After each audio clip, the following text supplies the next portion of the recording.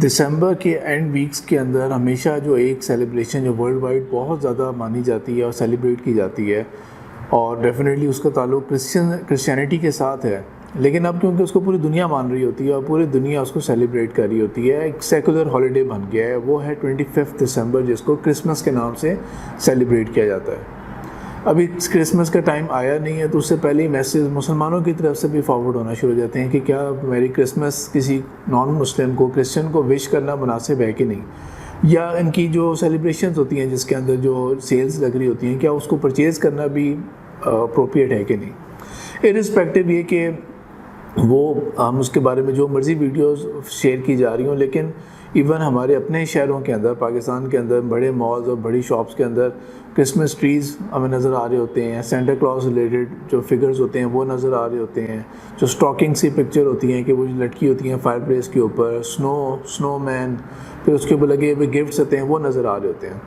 तो एक बहुत ब्रीफ सी बात जिसके अंदर मैं इससे भी ये शेयर करना चाहता हूँ कि क्रिश्चियनिटी का कोई ताल्लुक क्रिसमस ट्री के साथ, क्रिसमस के साथ, इनमें से किसी भी चीज़ के साथ, सेंटा क्लॉज के साथ कोई ताल्लुक है भी, या ये सिर्फ एक मेड अप चीज़ है।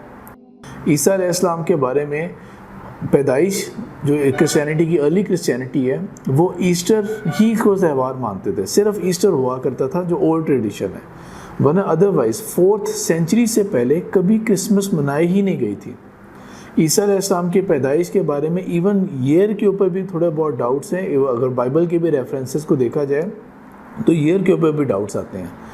तो कहाँ दूर के बाद के 25 दिसंबर मनाया गया था। 25 दिसंबर जो है ये एक्चुअली सबसे पहली दफ़ा जब सेलिब्रेट किया गया था तो वो किया गया था 336 AD के अंदर, जब एम्परर कॉन्स्टेंटाइन था। ये वही एम्परर है जिसने क्रिश्चियनिटी को अडॉप्ट किया था, और ये पहले पेगन रोमन्स होते थे और क्रिश्चियनिटी को इसने अडॉप्ट किया। अब ज़ाहिर बात है कि वो एक पेगन रिलीजन को बिलोंग करते हैं, जहाँ पे मल्टीपल गॉड्स हैं, जहाँ पे मल्टीपल फेस्टिवल्स हो रहे होते हैं। क्रिश्चियनिटी वो तो बहुत ही सादा सा रिलीजन था। अपोस्टल्स, या जिनको भी हम कह सकते हैं कि ईसा अलैहिस्सलाम के जो हवारी थे, वो तो बहुत सादे से लोग थे, हम्बल बैकग्राउंड था। ईसा अलैहिस्सलाम की अपनी जो थी, जो ज़ुहद थी और दरवेशी थी, वो बहुत हम्बल थी। बादशाहों को, रोमन एम्पायर को ये चीज़ सूट नहीं कर रही थी। तो कॉन्स्टेंटीन ने क्या किया था कि एक काउंसिल ऑफ नाइसिया बुलाई थी, जो आजकल का एरिया है टर्की के अंदर, और जो एट्रोल ड्रामा है उसके अंदर भी उसके बल मल्टीपल रेफरेंसेस उसके शेयर हुए हैं। अब उसके अंदर क्या होता है कि वहाँ पर ये काउंसिल बनाई जाती है और डिसाइड किया जाता है कि अच्छा, क्रिश्चियनिटी के चीज़ें बारे में डिसाइड किया जाए, फाइनलाइज किया जाए क्रिश्चियनिटी क्या है। इतनी गॉस्पल्स हैं, कौन सी गॉस्पल है कौन सी नहीं है, क्या चीज़ है क्या नहीं है। इवन ईसा अलैहिस्सलाम की जो शख्सियत थी उसको डिस्कस किया गया था कि ईसा अलैहिस्सलाम आखिर क्या थे, पैगंबर थे, खुदा के बेटे थे, कोई एक चीज़ों के ऊपर डिसाइड किया जाए। तो ये ईसा अलैहिस्सलाम के तकरीबन 350 साल के बाद जाके, उससे भी ज़्यादा अरसे के बाद जाके, through discussion, dialogue, argument, voting, बहस, झगड़े, मुनाजरे, उसके ज़रिए ये चीज़ें तय की गई थी। उनमें से एक चीज़ थी 25 दिसंबर मनाया जाएगा as the day for birth of ईसा अलैहिस्सलाम।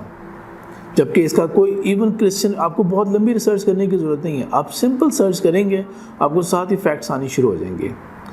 उस वक्त का पोप था एक पोप जूलियस द फर्स्ट। ये वो था जिसने ऑफिशियली इसको 25 दिसंबर की डिक्री अनाउंस कर दी थी। अब पोप जो है, वो पोप सारे क्रिश्चियंस पोप को तो नहीं मानते, वो तो मेन जो कैथोलिक क्रिश्चियंस होते हैं वो पोप को मानते हैं।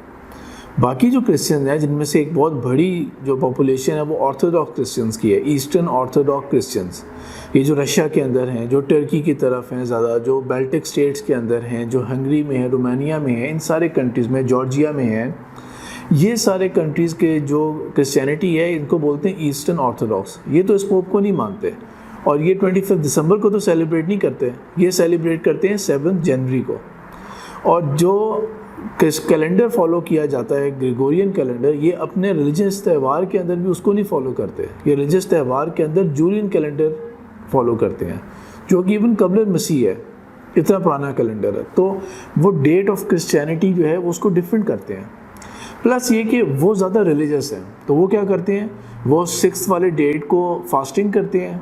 फास्टिंग उनके अपने तरीके से, जिस तरह वो करते हैं फास्टिंग के, उन्होंने गोश्त नहीं खाना, उन्होंने डेयरी प्रोडक्ट्स नहीं लेने, फल ले सकते हैं, कोई और चीज़ें ले सकते हैं, जो उनका तरीक़ाकार होता है। और फिर 7th को वो जाके चर्च में उनकी प्रेयर होती है। लेकिन जो कैथोलिक हैं और जिससे ही बाद में प्रोटेस्टेंट टूट के अलग हुए थे और जो ज़्यादा डोमिनेट कर रहे हैं दुनिया के ऊपर, वेस्ट के अंदर, अमेरिका के अंदर, वहाँ पर ये क्रिसमस ट्री को मना रहे होते हैं। क्रिसमस ट्री कहाँ से आता है? क्रिसमस ट्री की स्टोरी स्टार्ट होती है बैक इन जर्मनी, और वो भी 16th सेंचुरी के अंदर। जो सेलिब्रेशन है वो भी इंग्लैंड के अंदर तब आई थी जब जर्मन प्रिंस एल्बर्ट की शादी हुई थी क्वीन विक्टोरिया के साथ। तो वो जिस तरीके से इस विंटर्स को सेलिब्रेट करते थे अपने ट्रीज़ के साथ, ये ट्रीज़ का तस्वर वहाँ से इंग्लैंड के अंदर आया था। और ऑफ कोर्स क्योंकि इंग्लैंड जो है वो उससे आगे सारी जो आइडियोलॉजीज़ हैं अमेरिका और सारी जो शूट आउट हुई हैं, तो वहाँ से इस वजह से ये पॉपुलर हुआ था। लेकिन उससे पहले जब ये क्रिश्चियनिटी ने डिसाइड कर लिया कि 25 दिसंबर करना है, तो वाई 25 दिसंबर? इसमें रोल जो था कॉन्स्टेंटाइन का वो ये था कि एक त्यौहार मनाया जाता था नॉर्थ के सारे स्टेट्स के अंदर, नॉर्थ यूरोपियन स्टेट्स के अंदर। अब जाहिर बात है कि पेगन्स थे, इनके यहाँ और तरह के और त्यौहार हुआ करते थे। तो एक रोमन्स खुद जो थे उनका एक त्यौहार होता है जो वो सैटर्न को जो ऑनर करते हैं, गॉड ऑफ सैटर्न, जो वो एग्रीकल्चर का गॉड है उनका, उसको वो ऑनर करते हैं सैटर्नेलिया के नाम से। ये होता है एंड ऑफ दिसंबर में होता था। और ख्याल ये होता था कि अब एग्रीकल्चर का टाइम शुरू होना है क्योंकि विंटर अपने पीक पे आ गई है, अब back to the days of summers हमने उसको आना है। इस तरह एक और ओल्ड गॉड था जिसका जिक्र वैसे तो जो पर्शियन माइथोलॉजी है उसमें भी आ जाता है और रोमन्स के अंदर भी उसका नाम आ जाता है, वो है मीथरा। मीथरा जो था उसके बारे में आता है कि वो 25 दिसंबर को पैदा हुआ था उनकी माइथोलॉजी के अंदर, और एक वर्जिन बर्थ हुई थी उनकी। ये स्टोरी मैच कर गई। और वो गॉड भी कौन सा है? वो गॉड है जो कि क्राउन सन, ईसा अलैहिस्सलाम की आपने तस्वीरें देखी होंगी जिसमें क्राउन सा बना होता है उनके सर के इर्द। तो बिल्कुल उसी किस्म की जो इमेजेस थे वो मीथरा के भी थे। क्रिश्चियंस के लिए, जिनको रोमन एम्पायर को समहाउ कन्विंस अच्छी तरह से करना था कि वो तो बहुत ईगर थे ना कि हो जाए, किसी तरह से मान जाएं, ये रोमन जो हैं वो क्रिश्चियन हो जाएं हर तरह से। और रोमन एम्पायर को जो सूट करना था कि समहाउ हमारे रिलीजन की जो चीज़ें, त्यौहार हैं, वो क्रिश्चियनाइज हो जाएं वो। This was not a Holi day, ये होली डे के तौर पे नहीं मनाया जाता था, बल्कि बहुत वाइल्ड पार्टीज़ हुआ करती थी 25 दिसंबर, या जो सैटर्नेलिया के मैं बात कर रहा हूँ, ये बहुत वाइल्ड किस्म की पार्टीज़ होती थी। ड्रिंकिंग भी हो रही है, बहुत हैवी फीस्ट भी हो रहे हैं। इवन रोमन एम्पायर के अंदर ये होता था कि ये वो टाइम होता था जब स्लेव्स को भी आज़ाद कर दिया करते थे, पक्का आज़ाद नहीं लेकिन फेस्टिवल के हद तक आज़ाद करते थे। तो बहुत वाइल्ड सेलिब्रेशंस होती थी। तो ये जो है ये सेटिंग मैच कर गई कि ठीक है हम भी 25 दिसंबर को मना लेते हैं, उसको हम रिप्लेस कर लेंगे। जिस तरह मैंने वैलेंटाइन वाले लेक्चर में किया था कि वो वैलेंटाइन या क्रिश्चियनिटी ने जहाँ जहाँ जाते गए थे उन्होंने लोकल जो कल्चर्स थे, यूरोपियन कल्चर्स और बाकी कल्चर्स, उनको लेने की कोशिश की थी। फीस्ट और नेटिविटी हुआ करती थी उनकी, उसको उन्होंने कल्चर को अडॉप्ट करने की कोशिश की कि समहाउ हम इस तरह करते हैं। वरना अदरवाइज़ जिस जगह पे मिडिल ईस्ट का पाइन ट्रीज़ का क्या ताल्लुक है आपस में? मिडिल ईस्ट में स्नो कहाँ से आ गई? या जो सेंटा क्लॉज आता है कि वो बर्फ़ में आ रहा है और इंडियर्स होते हैं उसके पास, वो तो नॉर्दर्न यूरोप के जानवर हैं वो सारे, उनका तो कोई ताल्लुक ही नहीं है ईसा अलैहिस्सलाम के साथ। तो ये स्टोरी मैच कर गई थी वहाँ पे। सेंटा क्लॉज की बात हुई है तो सेंटा क्लॉज कौन है? एक्चुअली सेंट निकोलस एक थे जो कि बहुत अपने आप कह सकते हैं कि नेकी के अंदर बहुत मशहूर थे। और मल्टीपल स्टोरीज़ हैं। एक स्टोरी ये है कि एक बाप था, वो अपनी गुर्बत की वजह से अपनी बेटियों को बेचने जा रहा था, तो उसको जब सेंट निकोलस को पता लगा तो उन्होंने खिड़की से तोहफे, एनोनिमस तरीके से तोहफे फेंक दिए घर के अंदर कि ताकि उसको इतना पैसा मिल जाए कि अपनी बेटियों को ना बेच सके। इस तरह गरीब बच्चे उसको नज़र आते थे तो वो जहाँ जहाँ एनोनिमस बन के ना वो तोहफे फेंकता रहता था। तो डच के अंदर सेंट निकोलस की जो प्रोनाउंसिएशन थी वो डच के अंदर, और फिर आगे वो फर्दर मोल्ड होते होते सेंटा क्लॉज बन गए थे। लेकिन ये जो फिगर है सेंटा क्लॉज का, जिस तरह से हमें आज नज़र आ रहा होता है कि वो वाइट और रेड ड्रेस में होगा, वाइट दाढ़ी होगी, एक हेल्दी मोटा सा बुढ़ा बंदा होगा, बच्चों को तोहफे दे रहा है, ये फिगर कोका कोला ने 1930s के अंदर जो अपनी एडवर्टीजमेंट की थी ना, ये उसके अंदर इसको, इस आइकॉन को इस शेप में लेके आए थे। वरना अदरवाइज इसका बैकग्राउंड थोड़ा सा फ़र्क था और इसके लुक्स जो थे वो बुक्स के हिसाब से वो भी थोड़े से फ़र्क थे। तो उन्होंने रिलीजियस इसको बनाने की कोशिश की इसको, लेकिन ये रिलीजियस हुआ नहीं था। यही वजह है कि 16th सेंचुरी के अंदर, 17th सेंचुरी के अंदर इंग्लैंड के अंदर ये बैन हो गया था। इतनी वाइल्ड पार्टीज़ होती थी और सोशल ऑर्डर इतना ख़राब होता था कि ये बैन हुआ था। अमेरिका का जो स्टेट है मैसाचुसेट्स, उसके अंदर 1644 में फ़ाइन था कि अगर कोई सेलिब्रेट करता हुआ पता लगा हमें तो 5 शेलिंग्स, जो कि बड़ा फ़ाइन होता था, वो फ़ाइन होगा इसके ऊपर। तो इस तरह ये जो जिसको इन्फोर्स करने की कोशिश की गई थी, एक पेगन बैकग्राउंड के मुख्तलिफ त्योहारों को जमा करके क्रिसमस में बनाने की कोशिश की गई थी, सेलिब्रेट करने की कोशिश की थी ज़बरदस्ती, जो कि कहीं से कंफर्म नहीं की जा सकती कि ईसा अलैहिस्सलाम की जय पैदाइश हो सकती है या तारीख़ पैदाइश हो सकती है। उसको ज़बरदस्ती सेलिब्रेट करने की कोशिश की थी, वो एंड अप इस तरह हुई थी।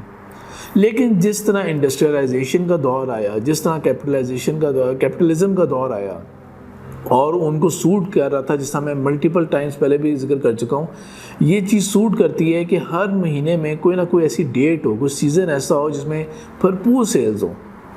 आगे पीछे तो इतना ज़्यादा कभी लोगों ने मिलना नहीं है, गिफ्ट देने नहीं है। अब आप देखें कि आजकल की दुनिया में आप सिर्फ क्रिसमस को अगर दिसंबर से निकाल दें तो आप देखें कितनी फ़्लाइट्स के टिकट्स नीचे आ जाएंगे, कितने हॉलिडे वेकेशंस, रेस्टोरेंट्स। क्या अब मिसाल के तौर पे यूएई का, दुबई का क्या ताल्लुक़ है क्रिसमस के साथ, लेकिन इस कदर वहाँ से प्रमोशंस के आप देखें, उनकी वेबसाइट्स के ऊपर देखें आ रहे होते हैं कि फ़लाना रेस्टोरेंट ने ये कर दिया, फ़लाने ने ये कर दिया, हाउ टू सेलिब्रेट किए, और क्रिसमस को किस तरह सेलिब्रेट करना है, गिफ्ट्स क्या देनी है, क्या बांटने हैं, क्या नहीं देना, आपने उतना करके।